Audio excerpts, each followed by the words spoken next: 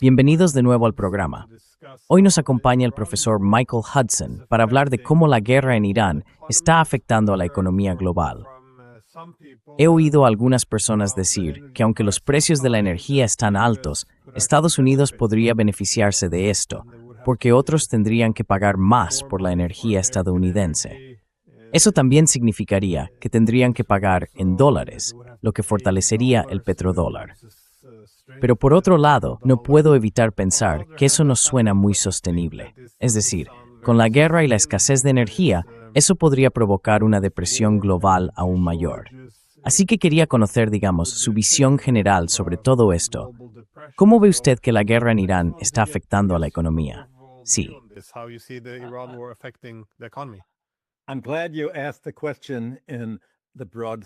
Me alegra que hayas hecho la pregunta en un sentido amplio porque, pase lo que pase, incluso si no hubiera ninguna guerra, los precios de la energía van a ser muy altos, al menos durante el resto de este año. Y eso aunque no haya guerra, porque ya hay un retraso importante. El verdadero problema, por supuesto, es que va a estallar una guerra muy pronto, probablemente el lunes, quizá incluso el domingo. No ha habido negociaciones reales en absoluto. De hecho, es imposible que ninguna de esas negociaciones tenga algún efecto sobre la situación militar o sobre la situación de paz. Una de las condiciones absolutamente imprescindibles como requisito previo es que Irán dice que Estados Unidos tiene que empezar a liberar parte de los fondos bancarios y del dinero que ha confiscado.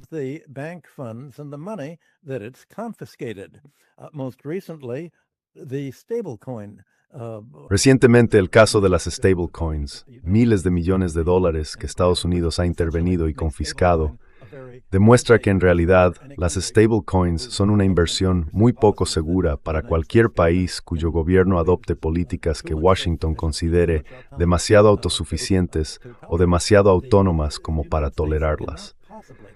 Estados Unidos no puede ni siquiera plantearse devolver dinero alguno a Irán, porque el Congreso ya ha dejado claro, a través de Lindsey Graham de Carolina del Sur y del senador Cruz de Texas, que ni un solo céntimo para Irán.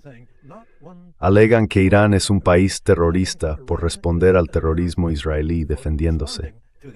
A los que se defienden se les llama terroristas. Igual que cuando Ucrania atacó a Rusia desde 2022, los rusos fueron llamados terroristas por defenderse, del mismo modo que los palestinos son llamados terroristas por defenderse del genocidio israelí.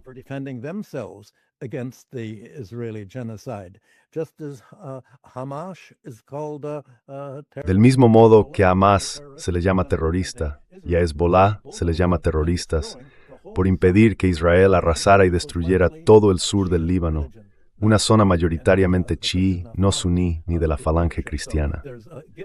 El sentimiento de derechas, neoconservador, antirruso, antichino y antiiraní del Congreso hace que cualquier acuerdo que los negociadores de Trump pudieran alcanzar con Irán no pudiera ponerse en práctica de todos modos. Y a Irán se le ha mentido tantas veces por parte de Estados Unidos, o Estados Unidos ha incumplido su palabra tantas otras, como cuando Trump anuló el acuerdo nuclear de la administración Obama, que no va a hacer ninguna concesión hasta que reciba algo a cambio por adelantado.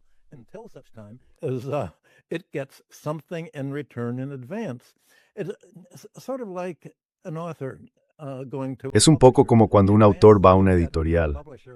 El anticipo que te da la editorial es, en la práctica, todo el dinero que vas a ver. Pues eso es lo que dice Irán. No esperan que Estados Unidos cumpla ningún acuerdo. Pero si Trump de alguna manera consigue ofrecerles una parte negociada y satisfactoria de esos más de 100,000 millones de dólares que ha retenido ilegalmente a Irán, entonces harán algunas concesiones. Pero esas concesiones no se parecen en nada a lo que Trump ha anunciado.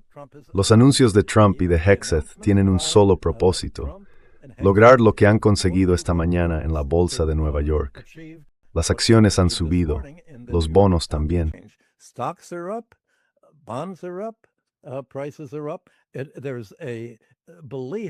Los precios han subido.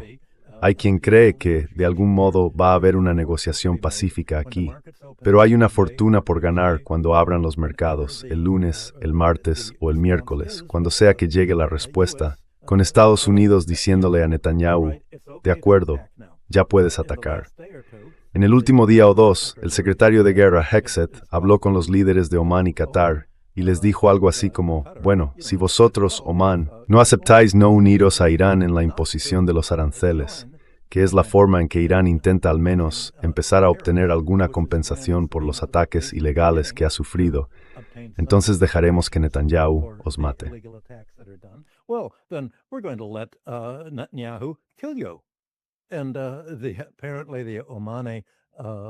Y al parecer, el negociador omaní simplemente colgó el teléfono y presentó una queja a Trump, diciendo que cuando estás negociando y dices, o estás de acuerdo con nosotros o te matamos, eso pone fin a toda negociación. Y básicamente, eso es exactamente lo que Estados Unidos le ha dicho a Irán. Si no negocias, como el presidente Trump ha repetido una y otra vez en los últimos días, vamos a destruirte como nunca se ha destruido a ningún país antes. Así que Irán ya está preparado para esto. Va a destruir todas las bases militares de Estados Unidos en Oriente Medio, incluida la base militar más grande en Israel. Y se puede esperar que este sea el punto álgido de la guerra que se ha ido gestando desde que Trump asumió el cargo hace un año y medio. Ever since Trump took office a year and a half ago. And of course, what this is going to do is create. Y por supuesto, lo que esto va a provocar es una escasez enorme de petróleo, de fertilizantes, de azufre, de productos químicos, de helio, hasta el punto de que el mundo va a caer en una depresión peor que la de los años 30. El efecto inicial, según ExxonMobil, las antiguas compañías del monopolio de Standard Oil, será que el precio del petróleo suba por encima de los $150 o $160 por barril. Esto obligará a cerrar gran parte de la industria química en Asia, en el sur global y también en Europa. Además, bloqueará las exportaciones de fertilizantes. Así que esto reducirá los rendimientos agrícolas. Y eso se suma al hecho de que este verano parece que va a ser de clima extremo. Así que podemos esperar que los precios de los alimentos se disparen y que muchas industrias tengan que cerrar.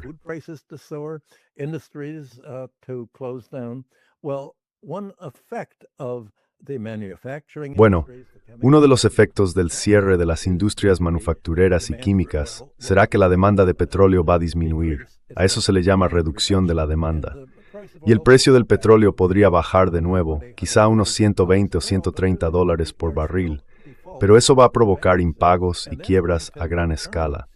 Y eso convertirá lo que ahora es una depresión tecnológica e industrial directa en una crisis financiera.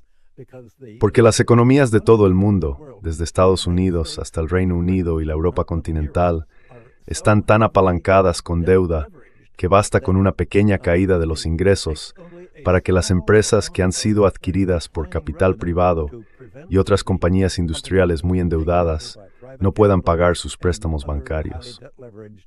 Además, ha habido un aumento en los mercados de obligaciones de deuda colateralizada.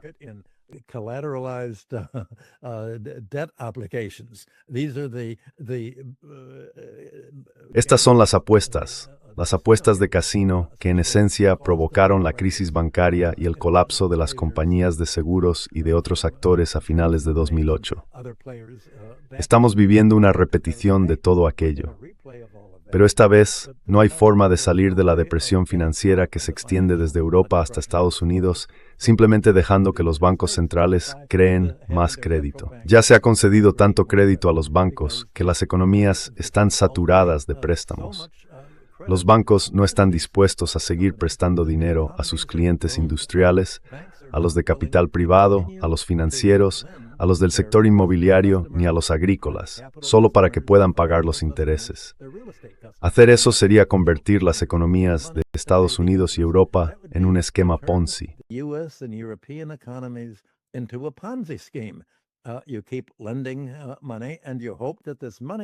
Sigues prestando dinero y confías en que ese dinero que estás prestando a los acreedores mantenga a flote el mercado inmobiliario, así como los mercados de acciones y bonos, para que los bancos no tengan que mostrar pérdidas de capital en sus balances, como ocurrió a comienzos de 2009. Así que se puede ver esto como una repetición. Es sorprendente que los mercados no lo hayan percibido, se podía ver desde el principio, porque cuando Trump dijo que no pasaría nada hasta que Irán aceptara entregar todas sus armas atómicas, era la misma excusa que llevó a George W. Bush a ir a la guerra con Irak. No había armas de destrucción masiva. Las agencias de seguridad nacional de Estados Unidos han dicho que Irán no ha hecho ningún movimiento para conseguir una bomba atómica en las 2 últimas décadas.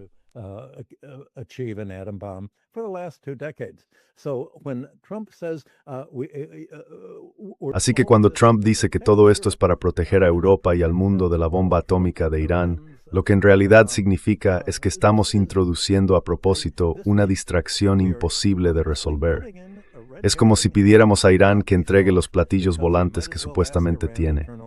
Es absurdo. Es un obstáculo para cualquier acuerdo desde el principio. Y la intención es precisamente esa, impedir el acuerdo. No hay manera de que no lo sea.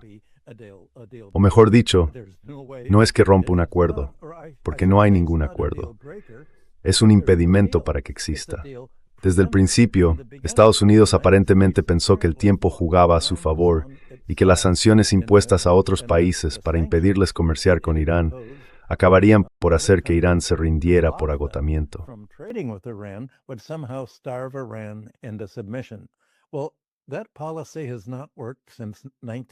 Bueno, esa política no ha funcionado desde 1979, cuando la puso en marcha por primera vez la administración Carter, y no va a funcionar ahora. Todo el propósito de esta cortina de humo es simplemente impedir cualquier tipo de negociación seria. Pero Estados Unidos, por alguna razón, quería la ilusión de que estaba intentando negociar la paz, y ahora está intentando provocar a Irán para que haga algún tipo de respuesta defensiva ante una maniobra estadounidense que luego se va a presentar como, bueno, que América solo está reaccionando al ataque terrorista de Irán, ya sea con nuestros propios bombarderos, con los israelíes, o con lo que sea que Estados Unidos tenga preparado para este domingo, lunes o en algún momento de la próxima semana.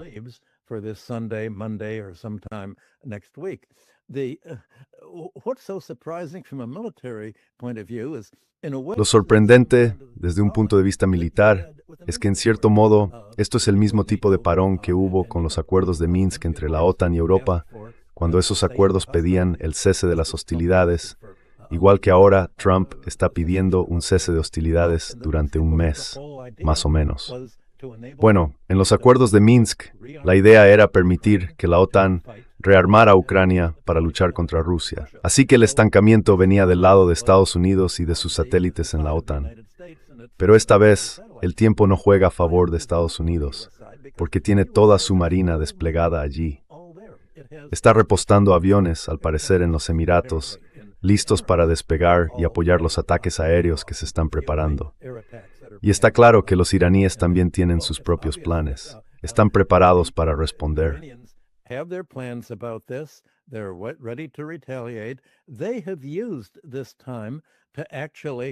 Han aprovechado este tiempo para reforzar sus lazos diplomáticos con Rusia y con China, y para preparar su ejército, mientras la Marina y la Fuerza Aérea de Estados Unidos se cuecen bajo el calor del Oriente Medio. Así que el tiempo juega a favor de Irán, como ha ocurrido durante las últimas décadas. Estados Unidos no puede conseguir con sanciones nada que no haya conseguido ya, porque Irán se ha acostumbrado a vivir con ellas. En esencia, no va a haber ningún acuerdo. La última exigencia que plantea Estados Unidos es que el intento de Irán de imponer tasas de transporte a los barcos que cruzan el estrecho de Hormuz va en contra del derecho internacional.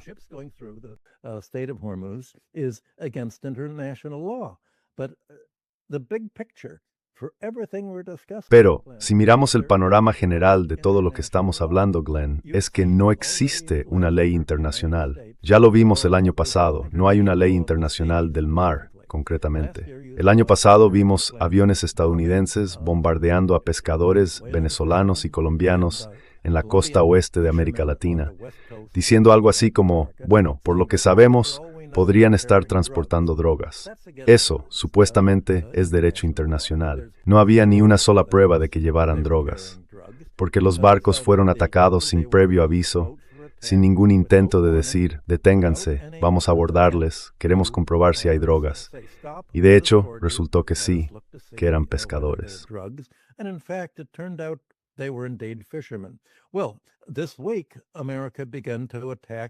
Bueno, esta semana Estados Unidos empezó a atacar a pescadores israelíes, árabes y de otros países en el estrecho de Hormuz. Durante muchos siglos fue un centro pesquero.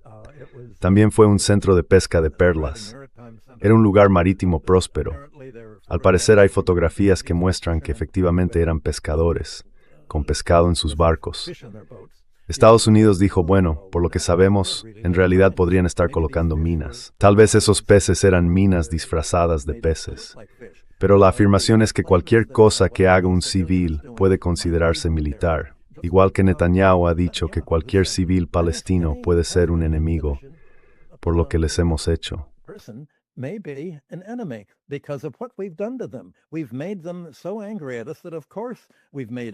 Los hemos enfadado tanto con nosotros que, claro, hemos convertido a todos los palestinos en enemigos. Así que, según esa lógica, se nos permite matar a todos los palestinos en defensa propia, porque ellos se defienden de lo que nosotros les hemos hecho. Esa es la ficción que enmarca todo el discurso del lado estadounidense y que además se ha repetido en buena parte de la prensa europea. Y la base última de todo esto, en el derecho internacional, es la Carta de las Naciones Unidas. Pero las Naciones Unidas son una de las víctimas de la guerra con Irán y de la guerra de la OTAN contra Rusia al mismo tiempo. No ha sido capaz de hacer cumplir ninguna de las leyes de su carta. No ha podido hacerlo.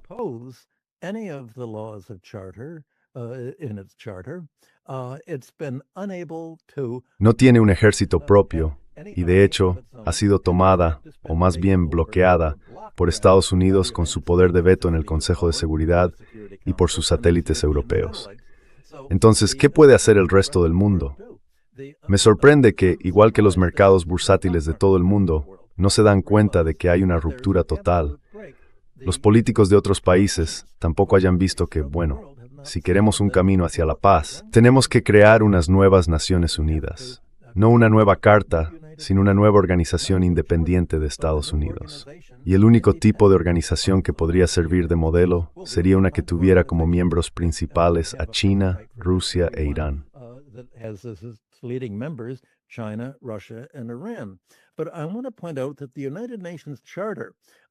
Pero quiero señalar que la Carta de las Naciones Unidas advertía que si el nazismo volvía a surgir en países como Japón o Alemania, los demás estados estaban autorizados a tomar todas las medidas necesarias para detenerlo. Y supongo que cualquier tratado que firme Irán tendría que especificar las consecuencias de que Israel atacara a uno de sus vecinos o a Irán de nuevo. Hay que poner fin al genocidio étnico y racista. Es el mismo tipo de nazismo que ahora apoyan Alemania y el Reino Unido en la guerra contra Rusia. Esa idea racista de que los hablantes de lenguas eslavas son seres inferiores, cucarachas. Es, palabra por palabra, lo mismo que dice Netanyahu sobre los palestinos y los árabes, que son cucarachas.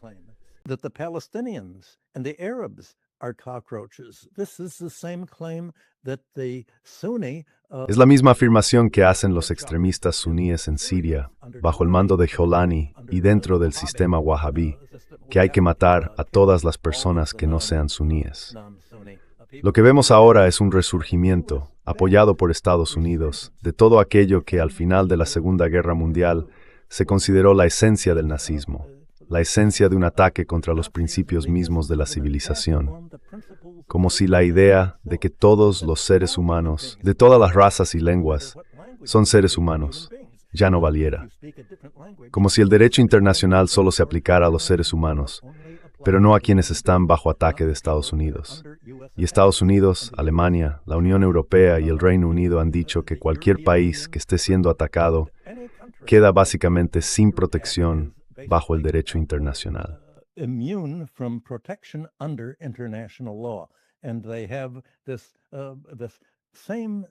Y tienen el mismo fanatismo que tenían los alemanes en la Segunda Guerra Mundial. Y esos alemanes, los nazis, eran muy... Si quieres ver lo que pasaría en un escenario así, mira lo que ocurrió con todos los nazis que fueron contratados por Estados Unidos en 1945. les dieron protección, los enviaron a América Latina y en la práctica dirigieron muchas de las oligarquías y los ejércitos aliados de Estados Unidos hacia las dictaduras que han frenado el desarrollo latinoamericano durante los últimos 80 años. En esencia, es como si el mundo estuviera librando otra vez la Segunda Guerra Mundial.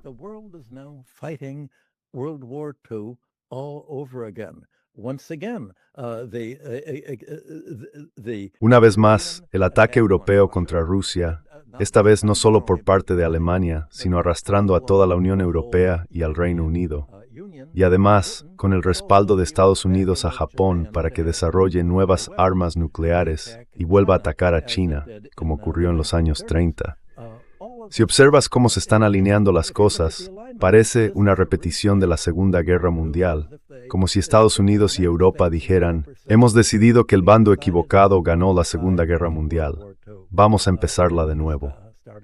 Y para lograr esa victoria sobre otros países, lo que estamos viendo en Irán forma parte de la política estadounidense, que como tú y yo hemos comentado en programas anteriores, lleva un siglo basada en controlar el comercio mundial del petróleo.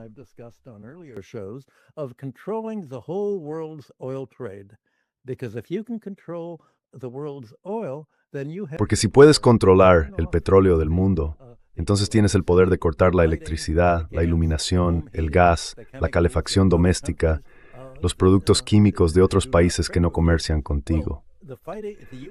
Pues bien, la lucha de Estados Unidos en Irán empezó desde el principio, hace ya 50 años, cuando yo participaba en debates sobre todo esto, mientras trabajaba con el Instituto Hudson, con el Pentágono y con otras agencias estadounidenses.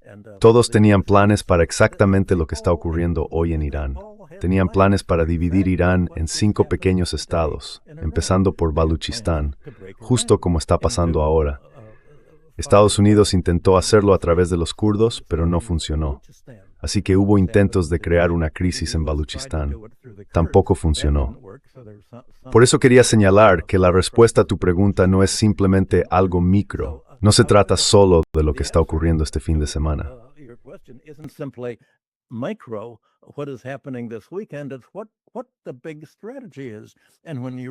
Esa es la gran estrategia. Y cuando te das cuenta de que esta estrategia ha sido adoptada por los gobiernos de Europa, por el de Estados Unidos y por sus aliados en otros países, entonces entiendes que ya no importa lo que digan los votantes. Los votantes en Europa, según las encuestas de opinión, están en contra de la guerra con Rusia. Están en contra del genocidio contra los palestinos. Están en contra de los ataques israelíes. Y aún así, Alemania y el Reino Unido tienen normas que dicen que si criticas a Ucrania, y sobre todo si criticas a Israel, y defiendes a los palestinos frente a este ataque genocida, puedes acabar en la cárcel. Es un delito. Han criminalizado el apoyo al derecho internacional tal y como lo define el relator de las Naciones Unidas.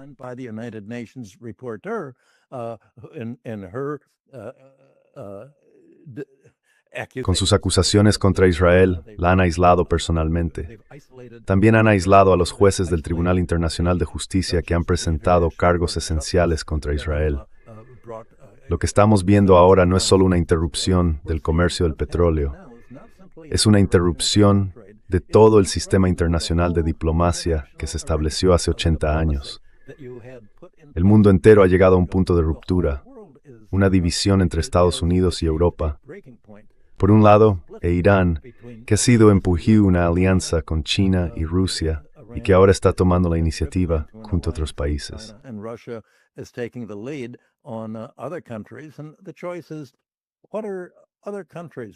La cuestión es, ¿qué van a hacer los demás países, los satélites de Estados Unidos que se han sumado a las sanciones contra Irán, Rusia y China? ¿Qué harán los satélites europeos y los países asiáticos y del sur global? De eso se trata todo esto. Va a hacer falta una nueva forma de organización, y parece una tarea tan enorme que hay una especie de disonancia cognitiva a la hora de afrontarla. Es como si fuera un problema demasiado grande para manejarlo, igual que ocurre con el impacto de los altos precios de la energía, que volviendo a tu pregunta inicial, resulta demasiado disruptivo desde el punto de vista estructural como para afrontarlo.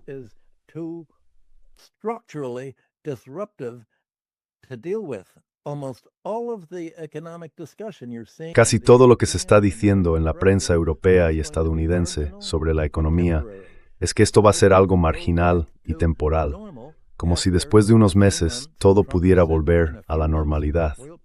Y Trump ha dicho que en unos meses los precios del petróleo van a bajar. Pero lo que está ocurriendo es irreversible.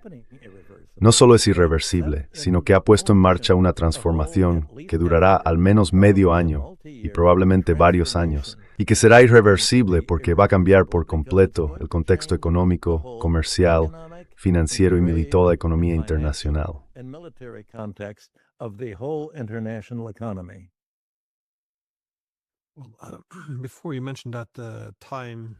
Antes has mencionado que el tiempo juega a favor de Irán y que Estados Unidos había asumido que el tiempo estaría de su lado.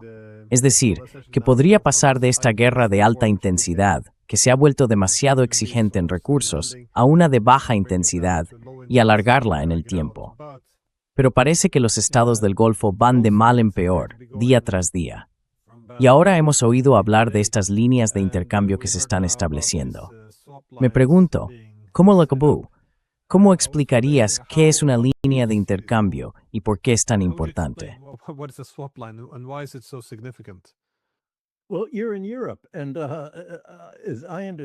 Bueno, estás en Europa y por lo que entiendo la economía europea está siendo presionada igual que la estadounidense. Ya el aumento de los precios del petróleo está llevando a muchas familias, a muchos trabajadores, a muchos empleadores y a muchas industrias al endeudamiento. Y los gobiernos están intentando hacer frente a esto, ofreciendo algunas subvenciones a los propietarios, a los inquilinos y en general a la población para que puedan sobrellevar la situación. Ha habido una venta masiva de las reservas de petróleo de Estados Unidos y también de las reservas de otros países, con la idea de que, bueno, quizá podamos tirar de esas reservas para un día difícil. Pero este es ese día difícil. Lo que no se dan cuenta es que no se trata de un solo día, sino de un año difícil o incluso de 2. No es algo que se resuelva y después se vuelvan a llenar las reservas. Europa y Estados Unidos están actuando con una especie de desesperación para hacer frente a todo esto.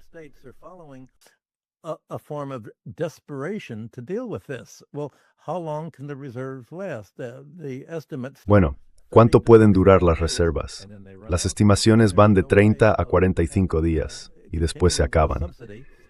Y cuando eso ocurra ya no habrá forma de seguir subvencionando los presupuestos de la gente que conduce coches, que usa electricidad, de los camiones que funcionan con diésel o de las aerolíneas que usan combustible para aviones.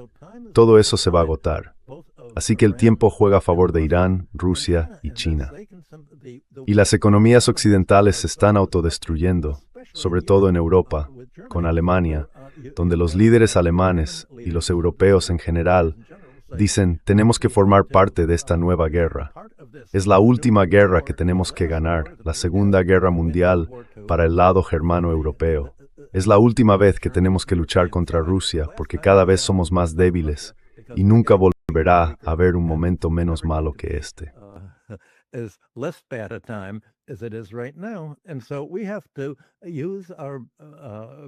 Así que tenemos que usar nuestros presupuestos nacionales para subvencionar una industria de guerra, no nuestras industrias comerciales normales, ni a los consumidores, ni a los asalariados.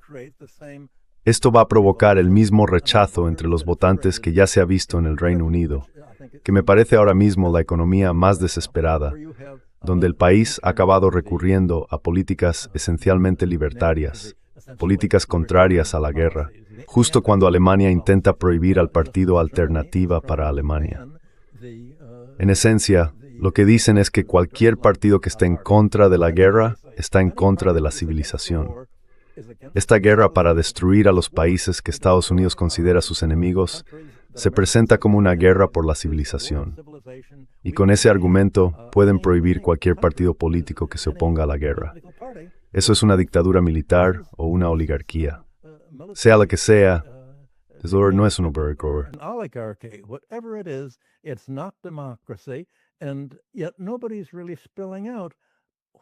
Y sin embargo, nadie está explicando realmente qué significa todo esto. ¿Cómo se produjo esta toma de poder? ¿Cómo fue que Europa y otros países en América Latina llegaron a tener presidentes, un ejército y lo que se llama el Estado profundo, controlando el gobierno de forma independiente, sin que los votantes parezcan tener ninguna influencia ni capacidad de decisión? ¿Por qué no puede haber un plebiscito para decidir si ir o no a la guerra? Pues bien, las leyes de casi todas las democracias modernas dicen que no puede haber plebiscitos. Solo se puede votar a personas como líderes de partido. Y esas personas pueden compartir una visión política muy parecida sobre la guerra, la paz o la economía, favoreciendo al sector financiero en lugar del industrial. La propia democracia ha quedado bloqueada como consecuencia de esta guerra.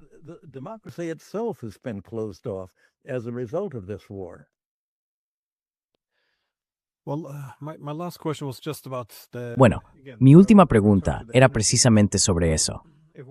Quiero volver al tema de la energía, porque si lo pensamos un momento y no nos centramos solo en Irán, parece que hay un patrón común en muchas de las guerras de Estados Unidos últimamente. Por ejemplo, en Venezuela. Antes de intervenir allí, fueron bastante claros en que no se trataba solo del objetivo en sí. No era solo que Venezuela tuviera que abrirse a Estados Unidos, sino también que debía cerrarse a países como China. Luego, vimos la misma lógica cuando Estados Unidos ayudó a cortar los lazos de Europa con Rusia. Y de nuevo, los europeos también tienen cierto margen de decisión.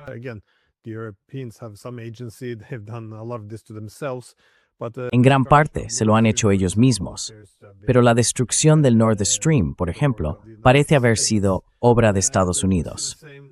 Y vemos el mismo tipo de discurso en torno a Irán. Es decir, muchos senadores estadounidenses y centros de análisis están señalando que sí, aunque ahora pueda haber un doble bloqueo, Estados Unidos sigue recibiendo su energía, pero esto vuelve a reducir el suministro hacia China. Así que parece haber un hilo común aquí, otra vez, sobre lo que sería, supongo, restaurar el dominio en los mercados energéticos. ¿Ves alguna estrategia coherente que realmente pueda tener éxito? ¿Dónde están los puntos débiles de esa estrategia?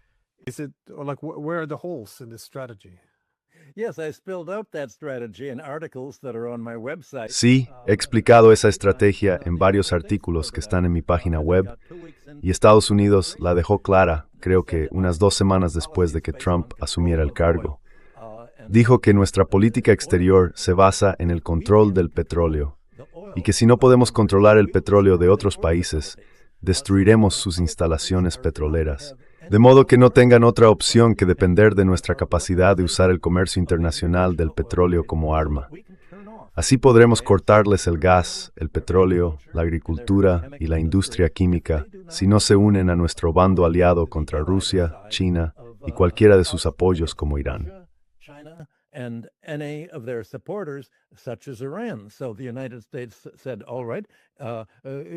Así que Estados Unidos dijo, de acuerdo, para evitar que otros países se conviertan en fuentes alternativas de petróleo que pudieran romper la capacidad de Estados Unidos de usar el comercio del petróleo como arma y cerrar el grifo al resto del mundo, se produjo, como acabas de señalar, la destrucción del gasoducto Nord Stream y las sanciones al comercio con Rusia. Y ahora ha pasado lo mismo con Venezuela. Primero impusieron sanciones a Venezuela y después la atacaron y la conquistaron. Ahora, todos los ingresos de Venezuela por la venta de petróleo se depositan en una cuenta bancaria en Florida, bajo la dirección personal de Donald Trump y de sus nombrados. Y eso mismo es lo que Estados Unidos quiere hacer en Irán.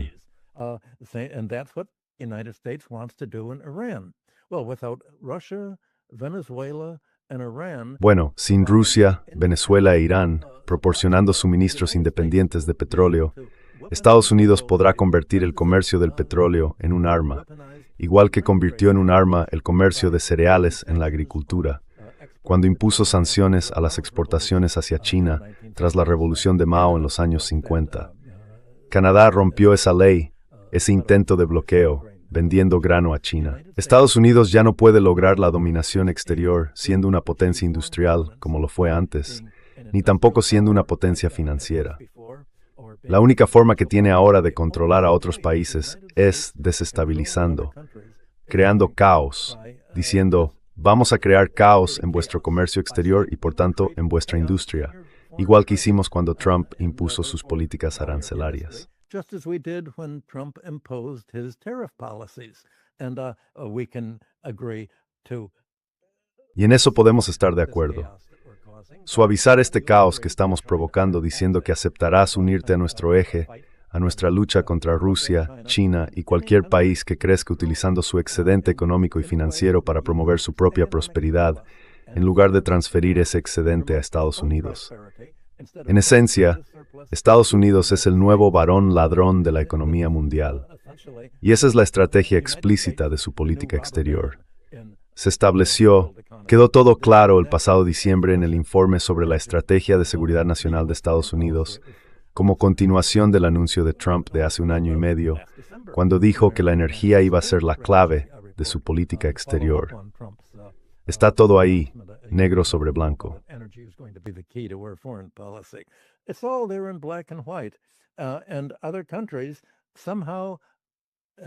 Y de alguna manera, otros países han conseguido sobrevivir a corto plazo. Europa en particular, como sabes y como ya hemos comentado, se ha rendido por completo a las exigencias de Estados Unidos. Y eso es una locura. Cuando un país cede ante las demandas de Estados Unidos, ya sea por el petróleo o por cualquier otra cosa, Estados Unidos simplemente sube la apuesta. Y tú mencionabas antes que Trump ha dicho que, bueno, Estados Unidos podría acabar siendo el gran ganador de esta interrupción del comercio de petróleo. El resto del mundo entrará ahora en una depresión. Pero nosotros en América somos autosuficientes en petróleo y además tenemos el petróleo de Venezuela. Tenemos el de Canadá. Podemos bloquear el comercio del petróleo ruso en el Ártico, invadiendo Groenlandia, para que los países no puedan acceder al Ártico desde el Atlántico Norte.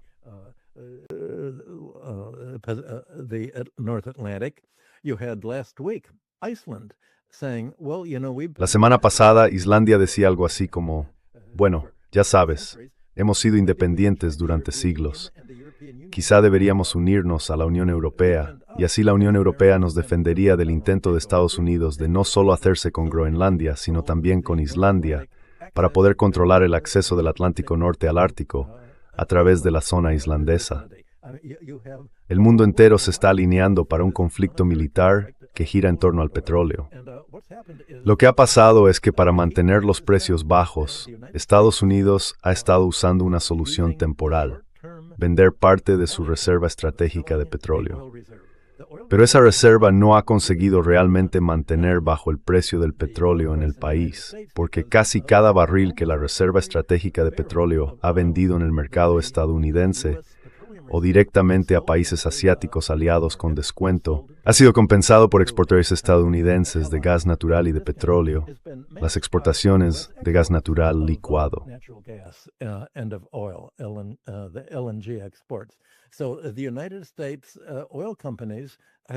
Así que las compañías petroleras estadounidenses han hecho una auténtica bonanza produciendo gas natural y petróleo a bajo coste en Estados Unidos y vendiéndolos en el extranjero.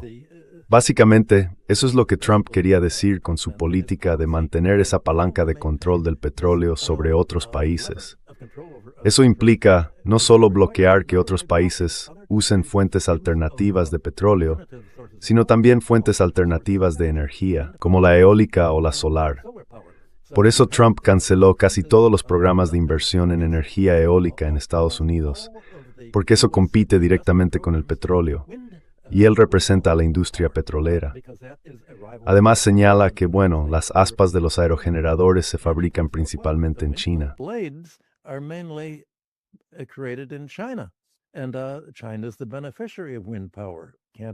Y China es la que se beneficia de la energía eólica. Eso no puede ser. Lo mismo pasa con los paneles solares. China es el principal fabricante de paneles solares. Así que, en la práctica, Estados Unidos ha estado oponiéndose a los esfuerzos contra el cambio climático del Grupo de París y de otros grupos. Está intentando disuadir a Europa, de apostar por la energía solar y la eólica. Quiere mantener a Europa dependiente del gas natural licuado y del petróleo estadounidenses para que no tenga ninguna alternativa. Bueno, por supuesto, China ha hecho enormes inversiones en energía solar, sobre todo en sus provincias del oeste y noroeste, incluida Xinjiang. Y por eso Estados Unidos está intentando hacer de las suyas en China, promoviendo un movimiento separatista entre los uigures.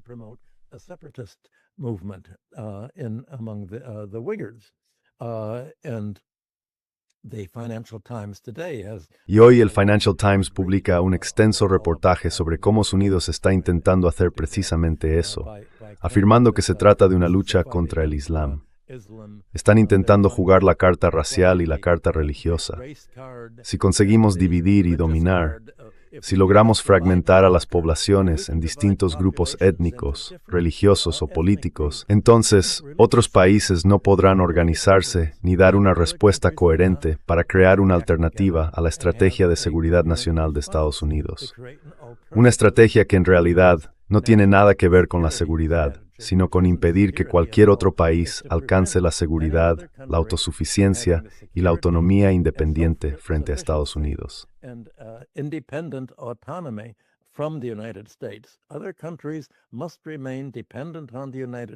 Otros países deben seguir dependiendo de Estados Unidos para su petróleo, para su tecnología informática, para su tecnología de Internet y para su armamento, incluida Europa.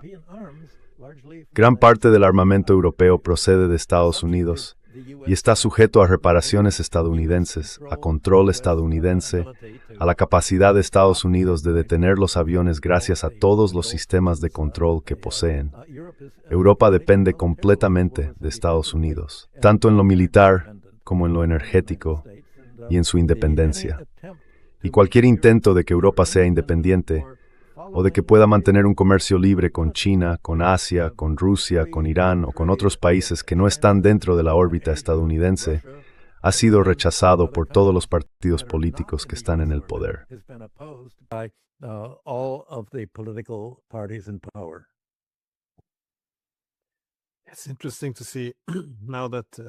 Es interesante ver que ahora Estados Unidos ya no puede competir de la misma manera que lo hacía antes, es decir, competir económicamente.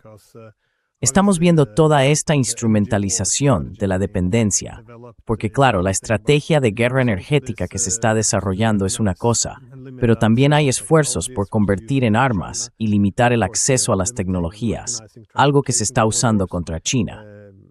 Y por supuesto, también se están utilizando y restringiendo los corredores de transporte, mientras la piratería se está convirtiendo en un fenómeno habitual y se limita el acceso a los bancos y al uso del dólar. Incluso si eso tuviera éxito, está desmantelando todo el sistema económico internacional. Cuesta imaginar que el mundo no vaya a caer en una crisis como consecuencia de esta otra crisis. ¿Tienes algún pensamiento final sobre hacia dónde crees que puede ir todo esto? Quiero decir, ¿será capaz Estados Unidos de reforzar su poder relativo frente a las otras grandes potencias? ¿O el caos que está desatando acabará consumiendo también a Estados Unidos?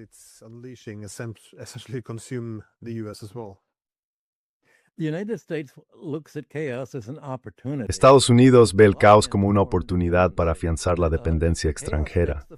Si ese caos se traduce en el cierre de industrias europeas y de otros países, entonces esos países acabarán dependiendo de Estados Unidos para que, de algún modo, los rescate, ya sea abriendo su mercado con subvenciones o imponiendo sus propias oligarquías y partidos políticos afines. Se puede ver a los democristianos de Merz como un partido cliente de Estados Unidos. Se puede ver a Francia, bajo Macron, como un cliente de Estados Unidos. Y desde luego se puede ver al Reino Unido, bajo Starmer, como otro cliente de Estados Unidos.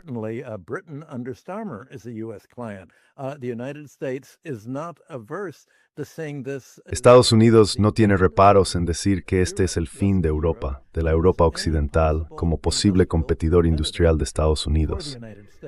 Y en esencia, es como si dijera, si nuestra industria deja de ser competitiva y se paraliza, nos aseguraremos de que nuestros socios comerciales tampoco sean competitivos, para evitar que se orienten hacia las economías que siguen creciendo con su propia autosuficiencia. Esa tríada que está surgiendo entre Rusia, China y Irán.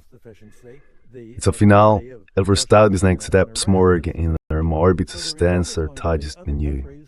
In the U.S. orbit are going to have to choose. Are we going to be ¿Vamos a formar parte del declive del acceso estadounidense o vamos a intentar mirar hacia la parte del mundo que no está financiarizada, que no está bajo el control de Estados Unidos, que no está obligada a convertir su excedente económico en compras de armas estadounidenses, en aviones y misiles que no funcionan, como hemos visto en los combates contra Irán, y a mantener todos sus ahorros en forma de préstamos al Tesoro de Estados Unidos a través de inversiones en bonos del Tesoro?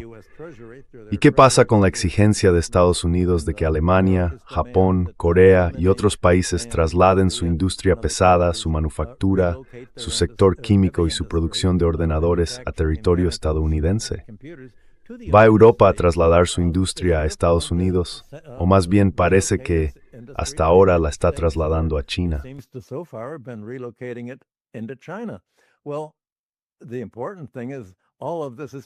Bueno, lo importante es que todo esto se está trasladando fuera de Europa.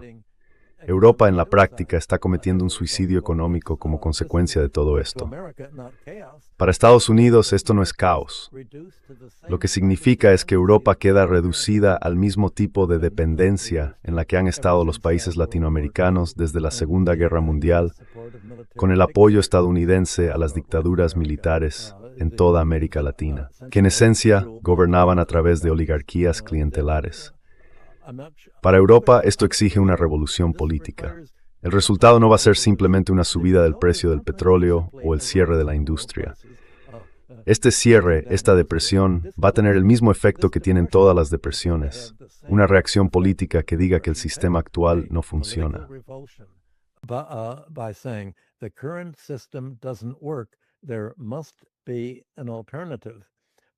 Tiene que haber una alternativa.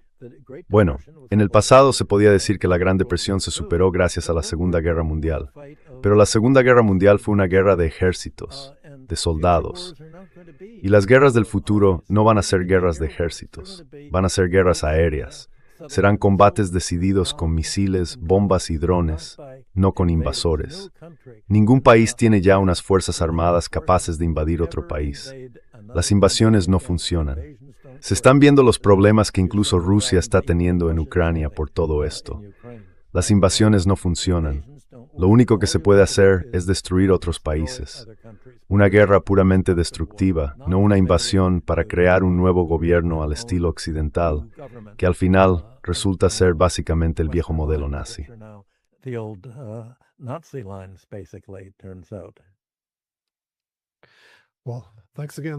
Bueno, gracias de nuevo por tus ideas. He dejado un enlace a tu página en la descripción y aconsejo a todo el mundo que lea tus artículos, como pienso hacer yo cada vez con más frecuencia. Así que, gracias otra vez. Muchas gracias por invitarme, Glenn Deason.